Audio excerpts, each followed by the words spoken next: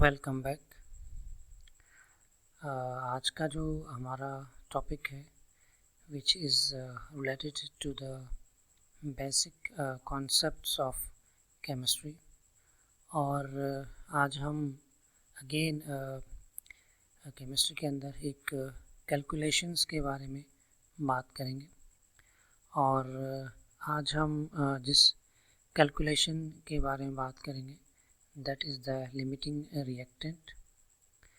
Limiting reactant के हम पहले ही यहाँ पर दो प्रॉब्लम सॉल्व कर चुके हैं and this is the third problem of the limiting reactant. Limiting reactant का आज हम तीसरा प्रॉब्लम सॉल्व करेंगे। और प्रॉब्लम हमारे पास कुछ इस तरह से है कि जी find the limiting reagent and the reactant excess when 1.5 gram of calcium carbonate react completely with the 0.73 gram of hydrochloric acid। यहाँ पे कहा जा रहा है कि लिमिटिंग रिएक्टेंट फाइंड आउट करें और उसी के साथ ही एक्सेस रिएक्टेंट भी फाइंड आउट करें जब 1.5 ग्राम कैल्शियम कार्बोनेट कम्प्लीटली रिएक्ट करेगा 0.73 ग्राम हाइड्रोक्लोरिक एसिड के साथ। तो बताएं कि इन दोनों में से लिमिटिंग रिएक्टेंट कौन सा है, और साथ ही साथ आप ये बताएं कि इन दोनों में से एक्सेस रिएजेंट या एक्सेस रिएक्टेंट कौन सा है। यहाँ पर आप देख सकते हैं कि कैल्शियम कार्बोनेट का 1 मोल है और वो रिएक्ट कर रहा है with the 2 moles of the hydrochloric acid. और यहाँ पर जो प्रोडक्ट बन रहा है that is the calcium chloride का 1 मोल एंड कार्बन डाइऑक्साइड का 1 मोल और साथ में वाटर मॉलिक्यूल का 1 मोल यहाँ पर प्रोड्यूस हो रहा है। तो यहाँ पर सवाल ये है कि अगर आपको 1.5 ग्राम कैल्शियम कार्बोनेट के दिए जाते हैं और उसी के साथ ही 0.73 ग्राम्स जो है वो हाइड्रोक्लोरिक एसिड के आपको दिए जाते हैं, तो बताएं कि इन दोनों में से लिमिटिंग रिएक्टेंट कौन सा है और एक्सेस रिएक्टेंट कौन सा है। तो चलते हैं कैलकुलेशन की तरफ। कैलकुलेशंस के सम स्टेप्स हैं इस प्रॉब्लम को, यानी लिमिटिंग रिएक्टेंट के प्रॉब्लम को जब आप सॉल्व करेंगे so we have approximately 3 steps. पहला स्टेप ये है कि आप केमिकल इक्वेशन को बैलेंस करेंगे। ये ज़रूरी है कि आपके पास जो केमिकल इक्वेशन है वो बैलेंस होना चाहिए। जैसे ही केमिकल इक्वेशन बैलेंस होगा उसके बाद जो हमारा नेक्स्ट स्टेप है that is the calculate the number of moles of each reactant। तो दूसरा स्टेप ये होगा कि हम number of mole find out करेंगे जो भी हमें रिएक्टेंट के ग्राम दिए गए हैं। उसके बाद compare the available moles of each reactant two moles required for complete reaction. फिर हम जो मोल अवेलेबल्स होंगे उनको कंपेयर करेंगे जितने मोल हमें रिक्वायर्ड होंगे उससे। तो हमारे पास 3 किस्म के यहाँ पर देयर आर द 3 स्टेप्स और हम इन 3 स्टेप को फॉलो करके लिमिटिंग रिएक्टेंट का प्रॉब्लम सॉल्व कर सकते हैं। तो यहाँ पर कैलकुलेशन हमें अगेन यहाँ पे देखना है कि find the limiting reagent and the excess reactant when 1.5 gram of calcium carbonate react completely with 0.73 gram of hydrochloric acid। तो यहाँ पर देखिए इसके 1.5 ग्राम है और इसके हैं 0.73 ग्राम। तो स्टेप में हमने पहली बात ये बताई थी कि इक्वेशन जो हमारे पास है केमिकल इक्वेशन वो क्या होना चाहिए, बैलेंस होना चाहिए। इक्वेशन जब आप बैलेंस कर देते हैं उसके बाद हमने बताया था कि जो दूसरा स्टेप है हम क्या करेंगे, फाइंड द मोल्स। तो हम क्या करेंगे, नंबर ऑफ मोल्स फाइंड करेंगे। नंबर ऑफ मोल्स फाइंड करने का जो हमारे पास फार्मूला है that is the given mass divided by molar mass, यानी जो हमें गिवन मास होंगे रिएक्टेंट के उनको हम डिवाइड कर देंगे उन रिएक्टेंट के मोलर मास के साथ। तो सबसे पहले हमारे पास जो गिवन मास है that is the calcium carbonate. Calcium carbonate के हमारे पास जो गिवन मास थे दैट इज़ 1.5 ग्राम, और कैल्शियम कार्बोनेट का जो मोलर मास है दैट इज़ द 100.9 ग्राम।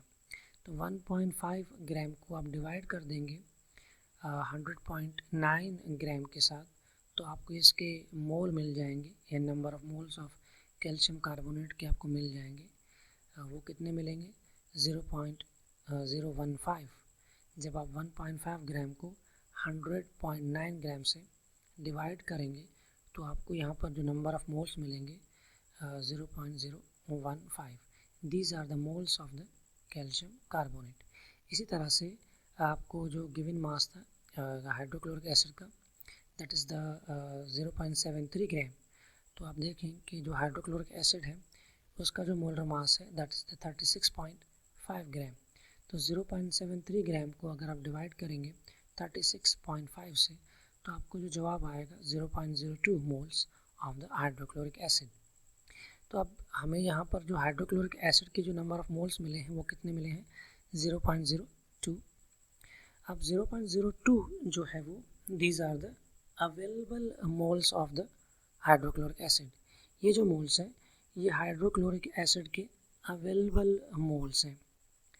अब हम कैलकुलेट करेंगे कि हमें हाइड्रोक्लोरिक एसिड के कितने नंबर ऑफ मोल्स चाहिए जो कि कम्प्लीटली रिएक्ट करे 0.015 मोल्स ऑफ कैल्शियम कार्बोनेट के साथ।